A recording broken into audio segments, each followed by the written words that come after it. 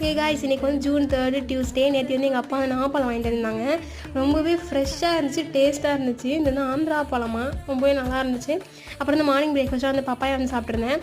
அதோட வந்து சீட்ஸை வந்து எடுத்து மாடியில் போடலாம் அப்படின்னு சொல்லிட்டு. ஏன்னா வந்து பப்பாளி விலை வந்து ரொம்ப அதிகமாக இருக்குது. எனக்கு ரொம்ப பிடிச்ச ஃப்ரூட்டு. எங்கள் அம்மா நானும் சேர்ந்து ஒரு பழத்தை ஒன்றா சாப்பிடுவோம். அதனால் வந்து நிறையா சீட் இருக்குது. அதனால் வந்து அது மாடியில் போடணும்னு போட்டிருந்தோம். மாடியில் வந்து டேபிள்ஸ் வந்து சூப்பராக வந்து பூத்துருந்தாங்க. இந்த வந்து தக்காளி இருந்துச்சு இல்லையா, அந்த பாட் தான் வந்து இது, அந்த க்ரோ பேக் தான். அது வந்து தக்காளி காய்ச்சல் வந்து இதை எடுத்துட்டோம். அதுக்கப்புறம் அதை வந்து இப்போ ப்ரெப் பண்ணிவிட்டு அது மேலே அப்படியே வந்து தூவிட வேண்டியதான். நிறைய சீட்ஸ் இருக்கிறதுனால வந்து ஒரு பாதி சீட்ஸ் முளைச்சா கூட போதுன்ற மாதிரி தான் ஐடியா. எல்லாத்தையும் போடாங்கன்னு எங்கள் அம்மா சொன்னாங்க. பட் போடும், எல்லாத்தையும் போடுவோம், எது முளைக்குதோ முளைச்சி வரட்டும் அப்படின்ற மாதிரி விட்டுருக்கேன்.